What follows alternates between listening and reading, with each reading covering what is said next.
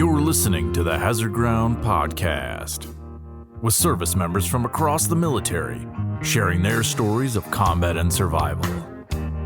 And now, here's your host, Mark Zinno.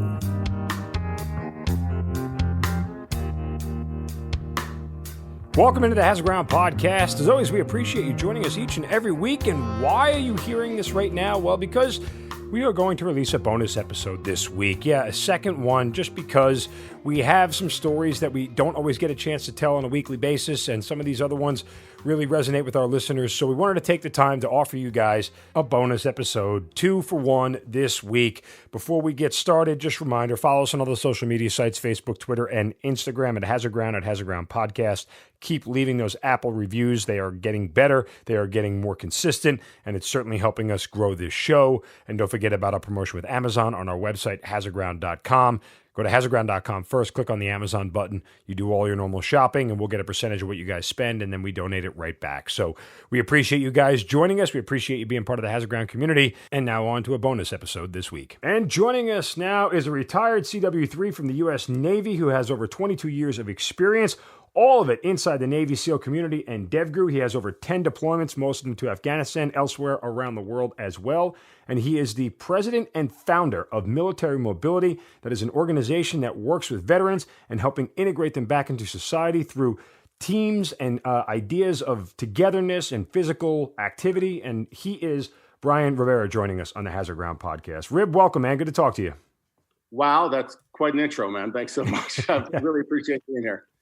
No, absolutely. Listen, a 20-plus year career inside the SEALs is nothing to shake a stick at. And so you have a lot of experience that I think a lot of our audience is going to be excited about. But we also have a connection through a company called Killcliff. We've spoken about those guys a lot. In fact, we interviewed John Timar earlier on the Hazard Ground podcast. He's the COO of Killcliff. And so I think it's great that you're working with that type of organization. For those who don't know, Killcliff is a energy drink. It's founded by a Navy SEAL, a former Navy SEAL, and just a great company. And those are really solid guys. So I'm glad that we have that in common. Yeah, you know what? I really can't say enough about them. I got put in touch with a gentleman I went to Buds with, Chris Irwin, great guy. He heard about what I was doing with Military Mobility and said, "Hey, I want to connect you guys." So I linked up with JT and a number of the other folks there, and we really just hit it off. They've been from the start super supportive, just open arms to help us out and to help us grow. It's really meant everything. A few times a year we run their Killcliff Experience, which is really cool trips. It's a way to thank some of the bigger donors that they get for the Navy SEAL Foundation, some other purposes. And a way to keep some of the relationships going for collaboration as Killcliff continues to grow. So it's a lot of fun. We're looking at a dog sledding trip this March up to Alaska. So that's pretty cool.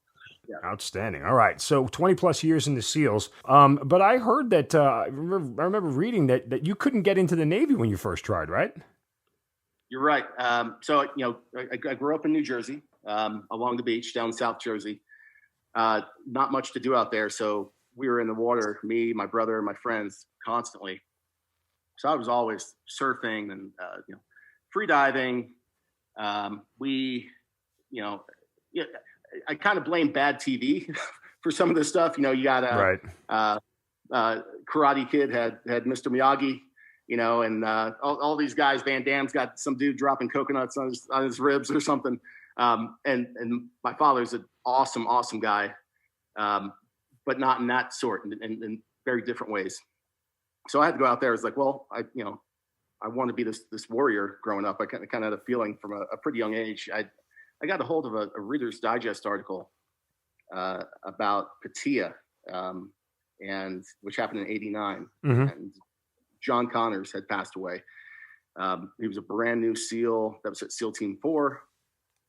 And the story really just hit me, even as I forget how old I was, maybe 12 years old or something, 10 years old. And the way they described John, he was working construction. He'd come home. He's like running these long runs and doing all this stuff. And after he passed away, there was a reporter at the footsteps of the parents' house, and she said, I think he was a Naval Academy guy, if I'm getting it right, but your son was so bright, he did this and he did that. Why would he want to be in the military? And the mother said, if you have to ask that question, you won't understand the answer. And it just really hit me even from that young age. And I said, all right, I'm going to be a Navy SEAL and I'm going to SEAL Team 4. And that's what I ended up doing. And Team 4 was I got my first pick and I got to go there. So I feel pretty privileged for that. But yeah, so I was in the water all the time. Me and my buddy got a hold of some scuba tanks. Wanted to learn how to dive, zero instruction, went out to the open water. We just I don't know how deep we went, 80, 90 feet, blowing my eardrums out. We used to steal girls like the asthma inhalers from their in high school from the lockers because makes you open up your lungs and hold your breath longer. So we'd take a couple puffs of that, go down, do some free diving, pass out underwater. Be like, holy crap! Okay, probably not do that again. Yeah, this seems like it's all a bad idea in retrospect. Yeah, it's pretty much and it's what do they say? Adventure is the respectful pursuit of trouble. I've never heard that, but it makes a ton of sense. I'm more of a necessity is the mother of invention kind of guy, So, but yeah, it was really all about pushing the limits out there, and I think it had something to do with growing up in Jersey. I wouldn't trade it for anything in the world. You're kind of in the shadow of New York. Mm-hmm. And it just creates this kind of a rough, vicious environment, but at the same time, people are so loyal and giving, and it creates a grit. It really does. So I think all the time I spent in the water, and I also played ice hockey fiercely growing up from a very young age through the end of high school. I think those two qualities are some of the biggest contributing factors that led to my success in training and all that, and just having that, resiliency, that ability to bounce back. But yeah, I was, as far as my ears go, and that's why I couldn't get in the Navy, constantly ear infections, just all the time, just oozing crap. And it's not, I love the water. It definitely is therapy for me. But my body, really didn't like a lot of times being in there. I had tubes as a kid. I guess, it's pretty common for kids to get chronic ear infections. They'll put tubes in there. Yeah. I had tubes in there. And then after they came out, I think however my eardrums healed up, it was just ended up being paper thin because I would rupture my eardrums more times than I can count. And, I just got a hole in my eardrums. It happened at Bud's a bunch of times, and just, you just got cold water just rushing into your head, with the dizzy and vertigo and all that stuff. So it kind of goes on and on from there. Kind of crazy. And when you went to get into the Navy, like none of this prohibited you, all these conditions with your ears and everything else, they didn't just medically disqualify you from the jump? Well, so I tried coming in right out of high school, and I guess to back up for a second, I, wanted to be a team guy so bad. I had researched and found everything I could at the time about it, which really was nothing, which is almost helpful for, Buds itself. Nowadays, guys know so much. It's almost daunting. But I was in the Naval Sea Cadets. It's essentially a ROTC type program where you do like a weekend a month. I'd go up to Earl Naval Base, and we'd hang out up there. And you do different drills, and it afforded me the opportunity of when and if I joined the Navy, you would get the rank of E3 right away instead of being an E1, because you've done all these kind of basic military requirements and what have you. And I got to go out to San Diego when I was 15, my first trip ever to California, and I got to go to boot camp there. And that's where they used to have an actual Navy boot camp. It's now only up in Great Lakes, but got to go through boot camp there, get tear gassed and all that kind of stuff. And it's, it was fun. So you're going through with a lot of, and you still had to go through normal boot camp when you join the military. But I was prepped and ready to go. High school ended, tried to join. They're like, no, your ears are too bad. I mean, forget even the SEAL teams. You can't even join the military. Absolutely heartbroken. because of that. Really didn't know what to do with myself. My whole life had been focused just about that. So I turned to my other two loves, which were really surfing and rock climbing, none of which, I knew how to make a living off of at that point in time.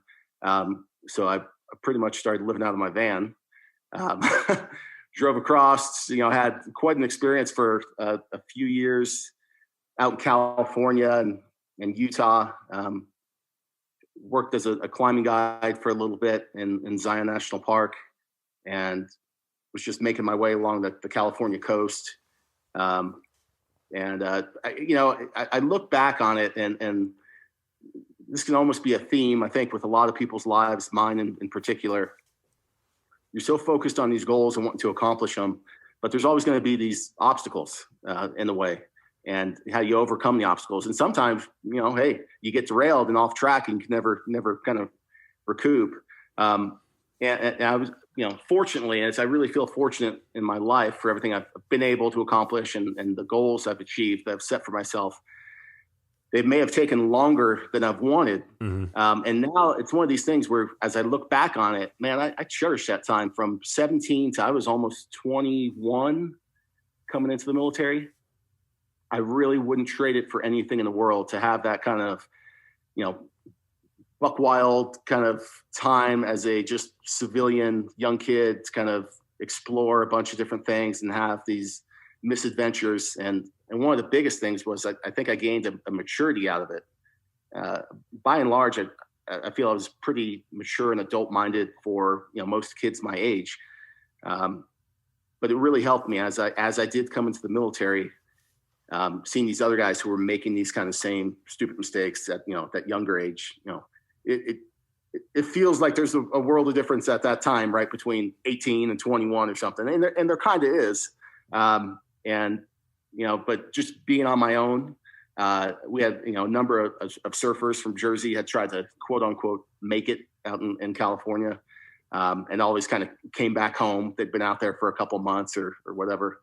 But that wasn't going to be me. I wasn't giving up. And I remember times of, I'm living on the beach in Malibu, having to go into Hughes Market. Sorry, Hughes, and steal some food here and there. I'd grab a shopping cart and, get some bakery items and kind of snack on it as I'm going along. Had, absolutely like zero money. And you're looking at, Kid Rock and Pam Anderson in the aisles out there, but you're just trying to get enough fuel to go out surfing, really living for the day. And, inherent to that was kind of these tactics that came, about where I had a rotation of different grocery stores I'd go to. I'd never want to go to any one store too much. One, because I felt bad about what was going on, but I was in this kind of bind in this tough situation. Just kind of, you learn to survive and get creative. And I think that helped with some of the, more low visibility things. It was the beginning of something for my career in a way. Right. What was your experience at Bud's like? I know you said you tried to do some research on it and there wasn't a lot available. Do you feel like in retrospect it was easier that you didn't know what was ahead, or some guys like to know what is ahead? So where did you sit? Yeah, I do. Probably the biggest thing I found out about, I'd read all the Vietnam books, and it's funny now with everybody, writing their books and doing their stuff, and hey, each their own, and good on everybody. I'd gotten a hold of everything I could as a kid because I was thirsty for that type of knowledge. I've read all these Vietnam books, and what ties into this, I'll go back to that visit I had out to San Diego. I was there. I was with my parents took me out, and we were visiting an old town, San Diego, and they had this cigar store called Rancine and Laramie. I went in, and I was like, just a cool kind of eclectic store. I'm checking it out. And off on the side in this bookcase, they had all these awards, and there was this book, Navy SEAL book, Men in Green Faces by Gene Wentz. And I wanted to get a copy, and so I brought it up to the counter, and this old, tall guy, distinguished with the gray hair behind, he's talking to me. He's like, "Yeah, you want to be a SEAL?" And I'm telling him about it. Well, he takes me back to that side room, sits down with me, starts telling me some stories. Well, he was Gene Wentz. He autographed copy, writes it for me. And, this is the old days. This is, I don't know, early 90s or whatever. We exchanged addresses, and he kind of became my pen pal. And I mean, this guy's awesome, man. So we started writing back and forth. I was telling him about my years, and he really encouraged me, hey, go get the college education. Most likely this isn't going to work out for you. And he was very realistic about setting things up at the same time, keeping me a bit hopeful. And yeah, super valuable with that. And, he didn't share any secrets about bugs, kind of kept it high level again about, teamwork and all that. But when I eventually did show up, I didn't really know what was going on from one day to the next. I had a boat over my head. Like, I guess I'm carrying it. If we're in the water, yeah, I guess we're going to swim. And now these guys come in and, I'll just jump to when I was an instructor from 04 to 07, did classes 250 to 270, and had, one trainee. It was that point in the day, they're further along in training where it's like, okay, what questions you got? You're like being cool with them. And he's like, how do I get to, and names this one team, at one of the tier 1 command that we have in the Navy. And it's like, hey guys, just slow down and enjoy the process. Right. You just see that a lot of people, they just want to have this kind of label, thinking that it's going to, I don't know, bring them some level of notoriety, and it's just going to be, they're going to be an easy street. Like, once I'm this, it's going to be set. And it's really not like that. At least it hasn't been from my experience. It's built every day. It's built on your reputation. It's built on the friends you keep, and just who you are as a whole. I've never been, and my crew really wants to rest on our laurels. I basically wake up each day feeling like I haven't done shit. Mm-hmm. So I think that's part of what keeps me going every day. I mean, some days, man, I wish I could be like, yeah, I've done all this awesome stuff. Aren't I great? Like, no, I kind of feel like, every day I'm like, crap, I got to crush it today bigger than I ever have yesterday, And I think that really, in a way, just to segue into some of what we've been doing with military mobility, what I've been seeing by and large with a lot of veterans when they're getting out, it's this settling for something. And it doesn't matter what job they were doing in the military. You don't have to be a special this or that. Like, all jobs are important. And you're part of this bigger team.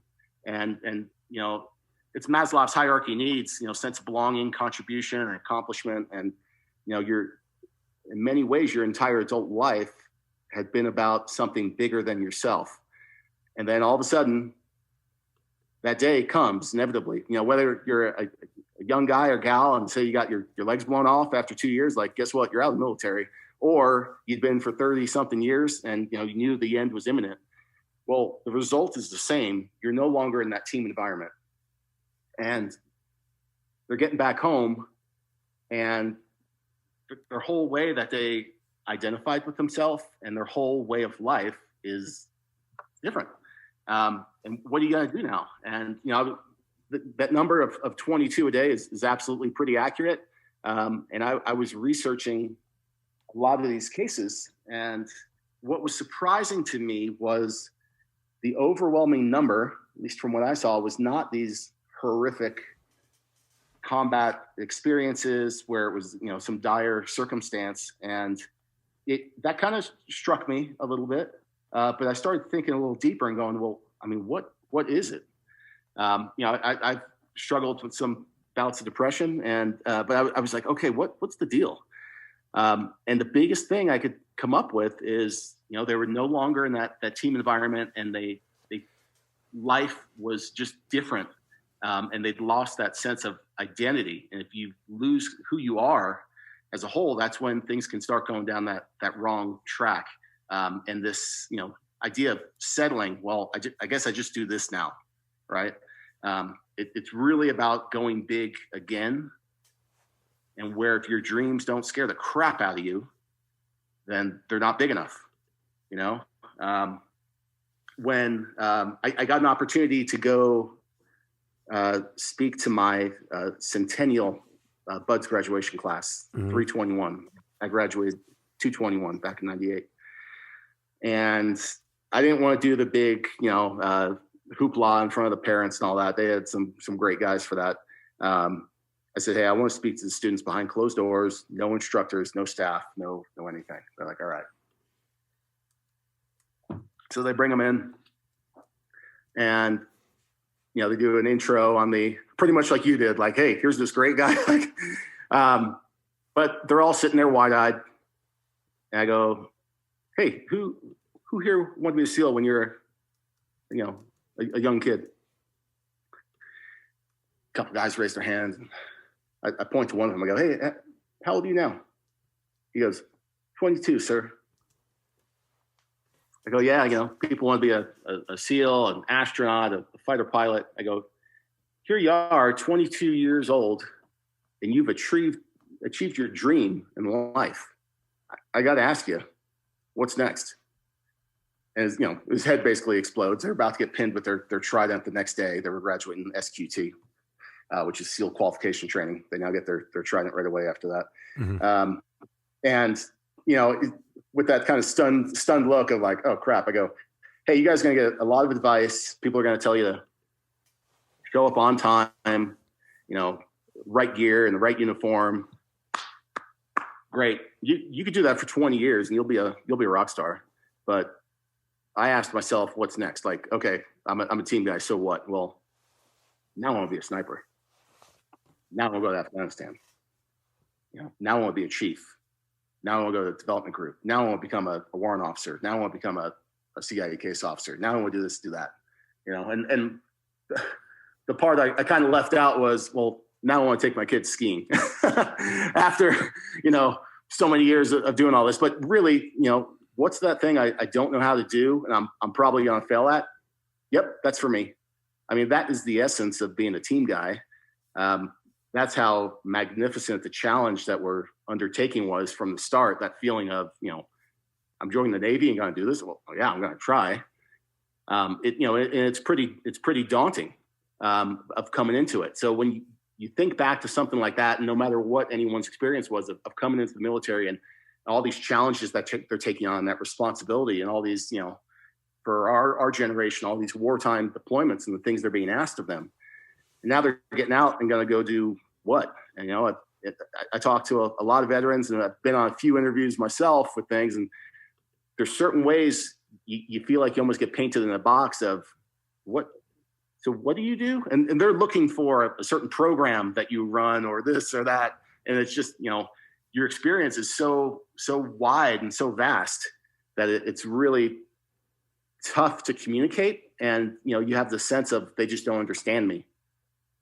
And I think a lot of veterans can get lost in that. So that's what in our program, some of what we do is to help translate some of those skills and experiences to something that is, identifiable for them. As an example, I had a good friend. I use this as part of our curriculum, so I can't claim this as I came up with it. But he goes, the military you can liken to a hockey team or a basketball team. There's not too much of a plan. You just know what you're supposed to do. We all have a common goal, and you just go out there and do it, right? Because the corporate world really is not like that. It's more like a football team where they kind of have the huddle. They make this very specific plan, and they execute and just go do it. I just thought it was a pretty good parallel to go like, yeah, that kind of is that. Yeah. We noticed that a lot of veterans have excelled and done really well with small to mid-cap companies, something that's more the size of a high school. They're used to working these closer and more intimate teams. So that works out really well for them. Startups are really great too, where there's not one specific job. They need you to be that jack of all trades, master of none. Mm-hmm. So, you hear about culture, corporate culture. It's really not just a buzzword. And, in designing our curriculum, I was really seeing the same two things in the nonprofit world as I was seeing in the corporate world, at least for some of these, retreats that they do and the experiences that they have. And on the one side of it, it was great content delivered poorly. This classroom-based, line items of here's what you put on your LinkedIn profile, and don't forget to wear this color tie, and don't forget to say this, and all that. Each line item arguably is really great, but just the way it's delivered, the veterans there, they're kind of saturated with this style of delivery. Maybe having to address some of the bigger items of, man, I'm getting out for one reason or the other, and what am I going to do with my life? And then on the other side of the spectrum, you have this really fun experiences, but with nothing behind it. So it's great that you took them hunting or fishing or off-roading. The activity doesn't matter. Kudos for taking their mind off their problems for a few hours or such. But when they get back home, they're kind of left with that same sad self that they had before. So I believe that military mobility is unique in the fact that we've bridged the gap with experiential learning, which is really how we learn in the military. It's not just something that you're led through. It's something that you're driving through yourself, and you're creating this experience yourself. And that's I think that's really special and unique. I think it is something that they identify with. And then to tie it back to going through BUDS, you go through as a class. And that's why we refer to ourselves as team guys, because you have to do a lot of stuff individually, but it really is the class and the dynamic of the class. And I kind of thought that was all bullshit when I was going through as a student, but then as an instructor, you actually see it actually has a lot of merit, and you see good classes and bad classes, and classes who are more organized and they're just gonna do better and maybe pay the man, for the beatings and all the tough experiences they have to go through might be lessened a little bit just because their efficiencies and ability to impress. I mean, it's for real.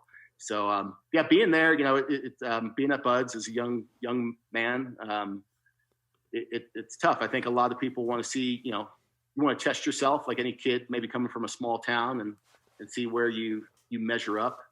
For me, as I'd mentioned, playing hockey my whole life. I loved it. Think I had the potential to maybe do something, go somewhere after high school playing with it.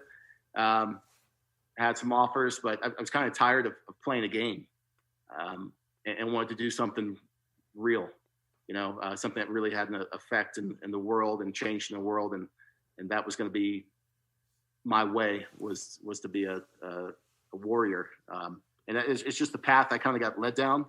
I have a lot of different passions. And I think it's pretty rare that people can find their gift in this life. But like it or not, I've been pretty good at this type of stuff, and it came, somewhat naturally to me. Not saying I didn't bust my butt and work super hard for it, but it just fit that lifestyle. Having worn a lot of different hats and had a lot of different experiences, different odd jobs here and there. Once I kind of came in there, boot camp was crap. I think I gained like 20, 25 pounds. It's just lame. I was so disappointed. I thought I made the worst mistake in the world. And apprenticeship school gives you just enough of a taste to go like, hey, this is what the Navy might be like. Ugh. And when you showed up to BUDS, even though it's tough, right? It's gruesome. You love it. It's one of that higher highs and lower lows. And I was like, okay, I found my people, a place I really belong. It's a place, it's a measuring stick. And it was, you start making these friends and making these relationships. And there was a lot of guys I'd look to for inspiration and motivation. And all of a sudden they'd quit. And that was pretty crazy. Right. And, you see these huge guys, big guys, they're, built up football players, and, whispers about this guy played pro this, and this guy's some kind of Ironman athlete. And then, the Ironman guy, all of a sudden he's getting fed up at running in, boots and long pants on the beach at 4 a.m. when the beach is sideways and there's kelp you got to leap over, and just all, for me, it's just an average day. Like I'm a nobody from Jersey. Like I've never been given anything in my entire life. So might as well do it here than anywhere else. And the big guys can't climb over the walls. You don't got the stamina to run. It ended up being, there's all no particular size or shape, but just a lot of guys kind of with like a surfer's build hanging out towards the end, which was pretty interesting. But it was awesome, man. I mean, probably the toughest thing I'd ever done at that point in time, for me. And there was times where, I'd never thought of quitting to leave, because I'm pretty stubborn. If I say I'm going to do something, I'm going to do something. I was expecting something completely different when I showed up. I think I was expecting some kind of, high speed, super cool training, not this kind of, you got to push a broom before you carry a gun type of thing. And I didn't realize probably at that point in time that BUD/S serves two purposes. One is to make you, hard as a coffin nail, so you're not going to quit. And the other is to make you safe and trainable. And it really just goes up from there. So I think I was already there with those qualities, most like a lot of guys who were going to stick around. But you have to strip away a lot of the bullshit before you can move on. So that's part of the frustration is, you're still putting the work in, but for all the frustrating events that they create, on the inside, you're like, I know that, I know this, come on, let's move on. But you gotta wait and just kind of put your head down and grind for a while. So where were you on 9/11? I had 9/11. I was with Team 4, deployed down in South America, and that really had changed everything. Yeah, for sure. You think about post-Vietnam to 9/11, there really was in the SEAL teams, at least, a handful of guys on a handful of operations that were going on, quote unquote, real world missions. And 9/11 changed it. If a guy had been in a gunfight, whispers in the hallway hitting your buddy like, hey, that's the guy. He's been on a real world mission. And not being in the military before, you watch movies and stuff, you don't know what's going on. You think stuff's going on all the time. And, and training's super tough, and you're still going on deployments and having adventures and all this and that. But by and large, it was nothing to the scale when, like 9/11 hits, and now you have a war on two fronts, and I think guys were realizing a few things was, cool, I'm not a coward in battle. I got to maybe put some notches on my belt or whatever kind of, thing that they thought, that experience that they wanted to have in the military. Guys going, man, these wartime rules are ridiculous. Screw this. Hey, I don't feel like dying at the hands of a 16-year-old with an AK or something. Or, hey, check that box. Want to go out and be with my family. Want to go make $1 million. So the point is, post-Vietnam to 9/11, you basically had 20 years of people going, man, I'm kind of waiting for my chance to go to the show and go on these missions, right? And very few got to do it. So your retention was much higher. And, then you get more action you could shake a stick at. And guys are, going through all these different emotions and experiences in a very short amount of time, coming back from a one deployment of just, I don't know, a grip, depending on what theater you're in, 80, 100, whatever it's going to be. And just hitting this kind of burnout cycle. So I think you saw a large number of guys getting out in that 4 to 6 or 6 to 10 year mark that may have stayed for an entire career before. And that's where, when I was an instructor from 04 to 07, it was a presidential directive to, quote unquote, grow more SEALs. And they were looking at a very, meaningful way of, how we get more guys through without changing the training, all that stuff. But it was tough for, each class roughly graduates on the average about 30 guys, 5 classes a year. So for that 150 new numbers that were coming in of brand new guys, we were actually at a loss for those few years, meaning more guys were getting out, or, unfortunately some passing away, or, so that was tough to keep that retention, and you're losing all that experience. So really a lot of challenges came out of all that combat. And when we were instructors, it was tough because we're looking at these, these trainees within the confines of Naval Special Warfare Center. And it wasn't a if, it's a when. I mean, they're going to graduate, go through, SEAL qualification training, and then they're going to go off and go on missions. And you're looking at that and you're imagining yourself at that younger age or younger stage and going, oh man, I kind of had another, platoon or two to kind of grow up, quote unquote, and just, learn the teams before we're getting after it. And we're looking at these people knowing, how can we prepare them? Because, we're really some of the first instructors to actually be getting in gunfights and going on these ops and all that in that type of way on that scale. And we go, well, we can make them hard. And that's exactly what we did. So they, weren't doing anything that wasn't done to us, but we just kept tradition alive. And I think it's really important, and there's a lot of challenges for maybe what the center was trying to do, because they're under some pressure to get the numbers up. I've done some thinking about this, and every warrior society could only be so far removed from the baseline of normal society.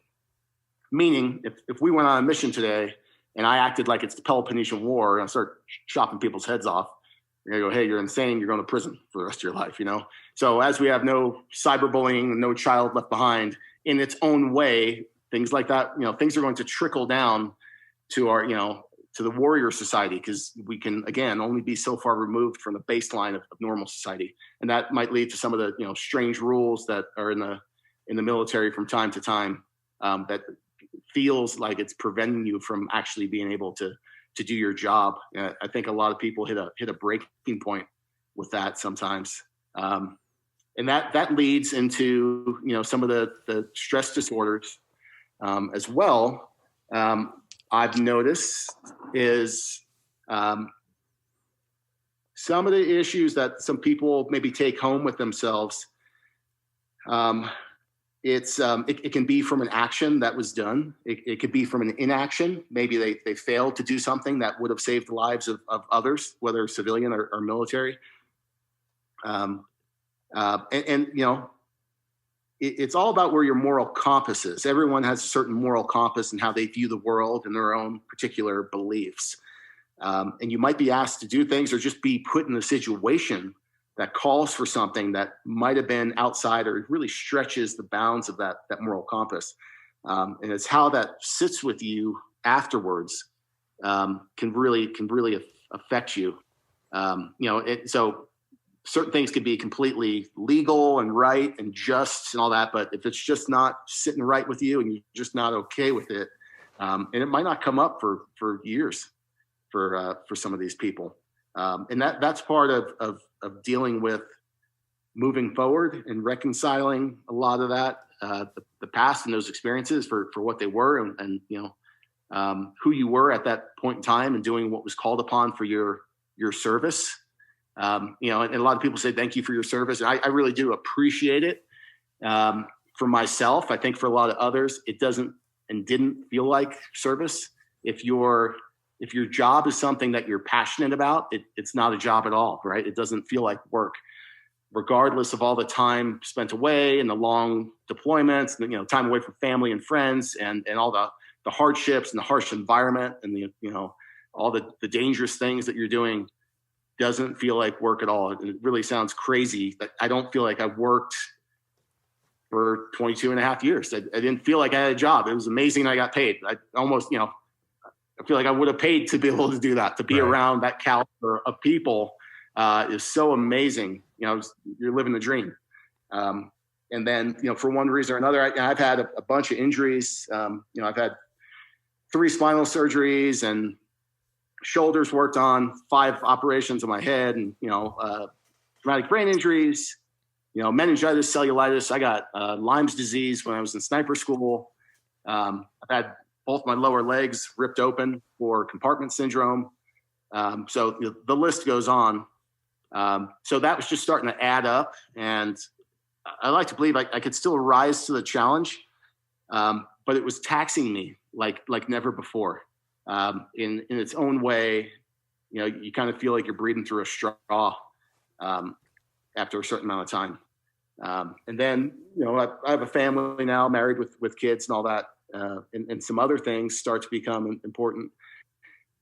So as you add all this up on the grand scheme of things, as I like to share with others, I go, if you're past all the reasons why you joined the military, and if you're past all the reasons you reinvented for yourself to stay in the military, because that is the majority of things, right? There's always these new challenges. And while you can never do it all, I've done a lot. And I think a lot of other folks have done a lot. Military experiences may vary, to each their own. But then when you start looking and going, okay, I actually have some new goals and new challenges and new priorities in my life, children and all that, while always important, there's this other vital need of the job for a while. But after a certain amount of time, and for me, I've had two of my friends from my teams commit suicide. And the last one really was the deciding factor in my, retiring. My wife and I went to the service and took my oldest boy. He was just old enough that, as sad of an experience as that is, I wanted him to be a part of that, to see what that's about. And my wife and I were holding hands and, walked out the parking lot afterwards, and she's awesome. She's not telling me anything. She kind of put her head up to the sky. She's like, I think we're done. I was like, yeah, I think so. There was just so many things about his story and everything that were hitting so close to home. It was almost scary in a way. And I had some older guys tell me, hey, don't push things too far. All the year, being at the command, you're a lot of years consecutively. My wife has the numbers down, 314 days gone this year and 302 days gone this year consecutively, just not around whatsoever. All starts to add up. Mm-hmm. And to see some people have kind of lost their families because of that, of just pushing it a bit too hard. I think maybe sometimes it feels like you're leaving a little something on the table in the name of safety for that. But for me personally, I'm feeling like I definitely made the right decision. And I've been staying so occupied since getting out. I started military mobility in 2017. I had a great opportunity as I commissioned as a warrant officer. I was at a command, and I got the opportunity to go to graduate school. So I got my MBA from the University of Virginia, Darden School of Business. And this was my capstone project. And I was really smashing together a bunch of different things about, okay, a bit of a survivor's guilt of why am I here while, so many of my buddies aren't anymore. And what's my purpose, that why me? And not to sound too cheesy, but, in the Native American cultures, a lot of the fine warriors became healers in the later on stages of their life cycle. And I'm feeling like that's a bit of my purpose. And after all this time, you get reputation, respect, and notoriety, and people are coming to you for advice. I mean, that's how I identify with myself, right? And you need to make those qualities of how you identify with yourself permanent, because if I go, hey, I'm a Navy SEAL, well, guess what? I'm not anymore, right? So if that's the way I see myself, then I'm going to be lost in life, and that's going to lead to some problems. But if I go, hey, I'm steadfast, I'm loyal, I'm determined, okay, well, we can apply these things to anything, right? So your what can be anything. So I kind of smashed that together. Again, that experiential. Human beings are creatures of habit. You drive the same roads home, you park in the same driveway, walk up the same stairs, you think the same thoughts. So to create new habits for health and wellness, for anything, we have to rip you out of that environment. So we run our courses in really austere locations, Moab, the Rubicon Trail, and multi-day, right? Because we want to have some time to implement that. And we have themes to each day. Most of our courses are around 5 days long. Trust, team building, operations management, leadership, and strategy. Lightly on there, because no one wants anything rammed down their throat. Our classroom is the outdoors. So guys and gals show up and they're given roles and responsibilities of, hey, today you're the team lead, your navigation, supply, logistics, and they're giving these taskings, and it's, it creates this, massive opportunities for all this transformational growth, and where you're literally overcoming obstacles. I talked to some folks about our curriculum. Vehicles are very relatable because nearly everybody gets behind the wheel of a vehicle every single day. So what you think is possible in the vehicle is kind of a known quantity. So if you came out, Mark, and I'm like, hey, go over this thing, you're like, I can't do that. But guess what? With a little bit of training, you can. So it kind of begs this response of, well, what else might be possible now? And as you're going over, you're getting white knuckled, a little nervous. You don't want to roll this thing in the ravine or destroy the truck. And when you get off, there's this kind of moment of elation. You kind of come off the backside of it. It's like, whoo, let your hair down. But then there's another obstacle and another obstacle. You're doing reps. You're doing the workout. And then, hanging around the campfire at night, we're rolling some of this stuff around at a high level, really helps to solidify and drive some of these points home. And one thing I'm doing and bringing the veterans out to the course, and they could be both active duty and retired, is I'm leveraging the fact that a veteran's usually okay with letting themselves down, but they don't want to let down the team. Right. So, some guys might be hitting the bottle pretty hard, and it's going, hey, man, Moab's pretty hot out this time of year. Why don't you cut back and boost a little bit? Don't want you to become a heat casualty. And they're like, all right, they're being given a great opportunity with this course. And I think most of them realize that, and they get out there and kind of get it. It's more about, building themselves up and we draw a lot of parallels with the vehicles. I go, hey guys, these vehicles they're old, they're beaten up, but they're proven, a lot like you. It's regular maintenance that lets these things keep on, moving on. If you let the rust build up too much, it gets to be detrimental. And I think that's a lot of rust or residue, as a couple of my friends have called it.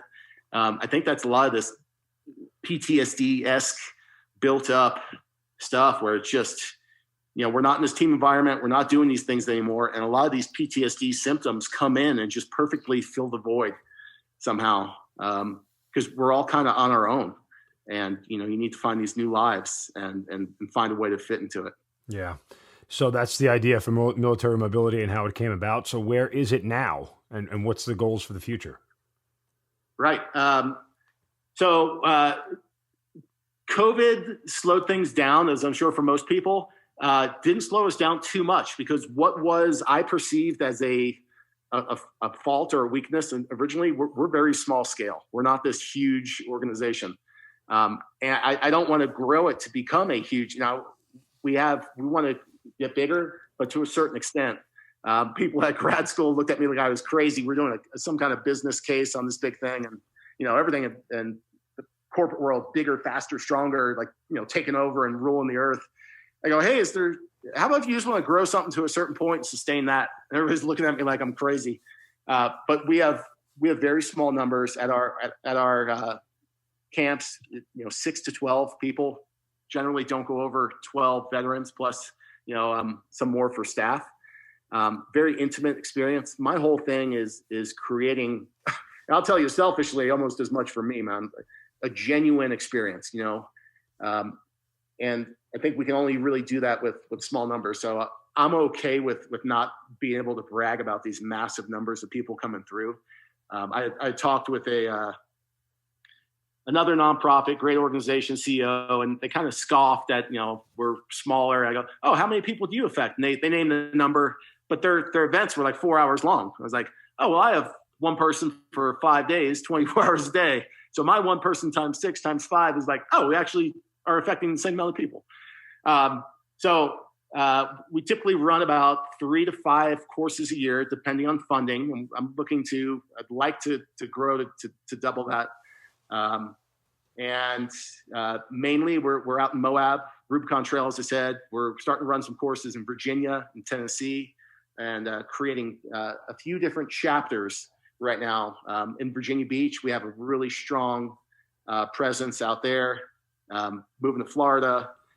So we have some great ideas and working with some great organizations, Killcliff. And let me say, Killcliff CBD, and this is not because Killcliff's helping us out. Me with all my spinal injuries and all this stuff, man, my body, I'm moving around better than I have been in a really long time. And I definitely attribute it to that.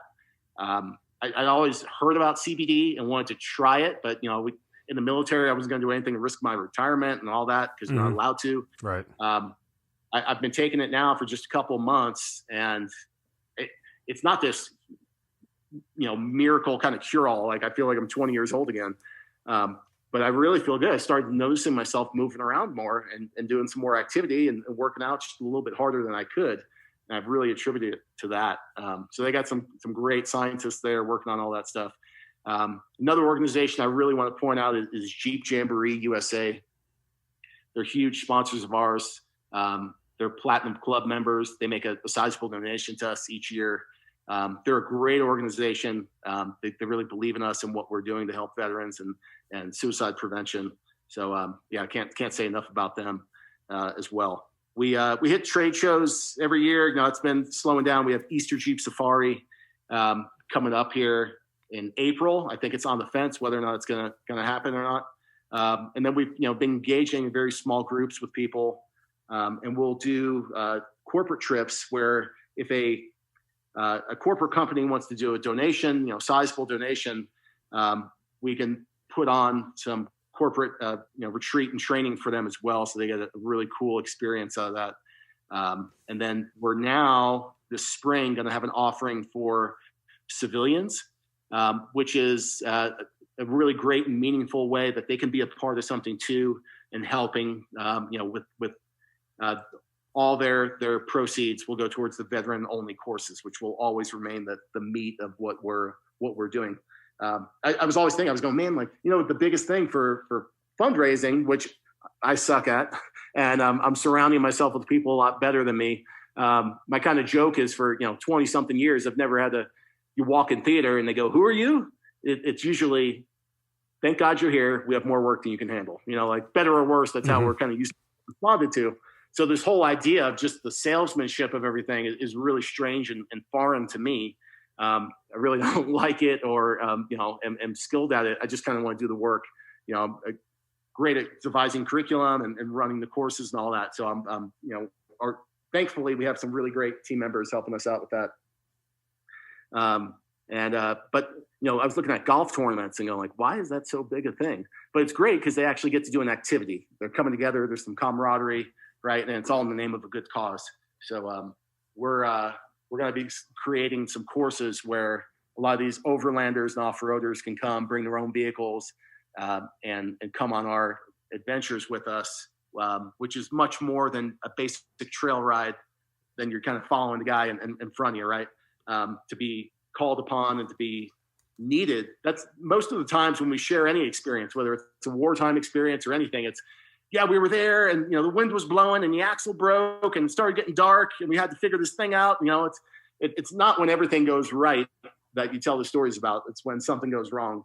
And I've served as the training officer at several different teams and all that. But to know how to manufacture that, on a budget, on a timeline to create these aha moments and that desired end state, we're great at it. So we're now sharing that experience with civilians as well. So that's going to be fun. That's pretty awesome, man. I mean, really, it's an absolutely amazing foundation, and it certainly is something that really strikes at the heart of what veterans are dealing with and how they get through all these tough times. Again, it's militarymobility.com is the website to go to. And certainly, Rib, I mean, we appreciate everything that you've been able to share with us, all your focus and drive in your post-military career, and certainly appreciate you guys spending some time with us, and we look forward to more great things from Military Mobility, but certainly thank you for being part of the Hazard Ground. All right. Thank you so much. Take care. You've been listening to the Hazard Ground podcast, hosted by Mark Zinno. If you have an interesting story to tell and you'd like to be on the show, send us an email at producer@hazardground.com. And if you like the show, don't forget to subscribe, rate, and review on Apple Podcasts. Thanks for listening. We'll see you next time.